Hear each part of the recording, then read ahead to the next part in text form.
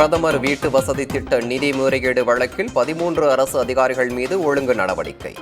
சென்னை உயர்நீதிமன்றத்தில் தமிழக அரசு விளக்கம்.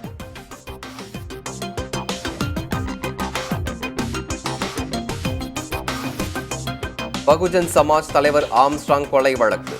காங்கிரஸ் முன்னாள் நிர்வாகி அஸ்வத்தாமன், அவரது தந்தை நாகேந்திரன் ஆகியோருக்கு நீதிமன்ற காவல் நீட்டிப்பு.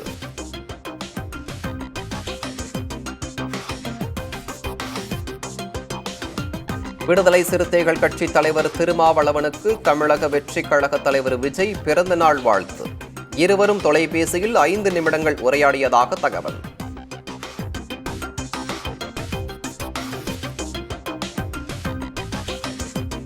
விவசாய பயன்பாட்டில் இல்லாத இலவச மின் இணைப்புகளை கணக்கெடுக்க தமிழக அரசு உத்தரவு.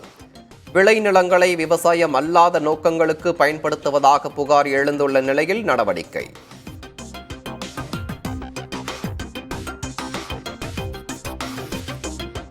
விவசாயிகளின் 65 ஆண்டுகால கோரிக்கையான அத்திக்கடவு அவிநாசி திட்டம் பயன்பாட்டிற்கு வந்தது. காணொலி வாயிலாக திட்டத்தை தொடங்கி வைத்தார் முதலமைச்சர் மு.க. ஸ்டாலின்.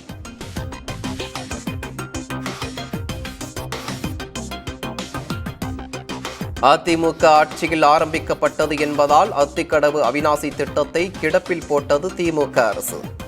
அதிமுக பொதுச் செயலாளர் எடப்பாடி பழனிசாமி குற்றச்சாட்டு.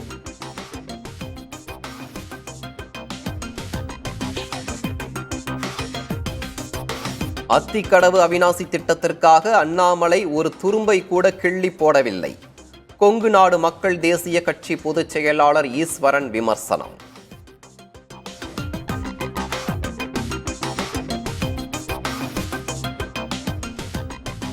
ஸ்ரீபெரும்புதூரில் தொழிற்சாலை பணியாளர்கள் 18,000 பேர் தங்குவதற்காக பிரத்யேகமாக கட்டப்பட்டுள்ள குடியிருப்புகள் சற்று நேரத்தில் திறந்து வைக்கிறார் முதலமைச்சர் மு.க. ஸ்டாலின்.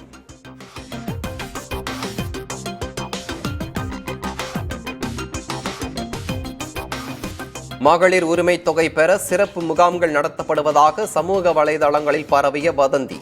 மாவட்ட ஆட்சியர் அலுவலகங்களில் குவிந்த பெண்கள்.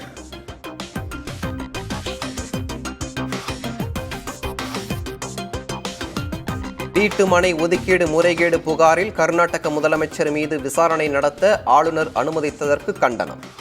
கர்நாடகாவில் வரும் 19ஆம் தேதி மாநிலம் தழுவிய ஆர்ப்பாட்டம் நடைபெறும் என காங்கிரஸ் அறிவிப்பு.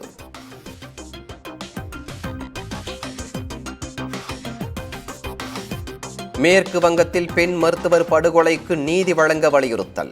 கொல்கத்தாவில் காங்கிரஸ் கட்சியினர் பேரணி.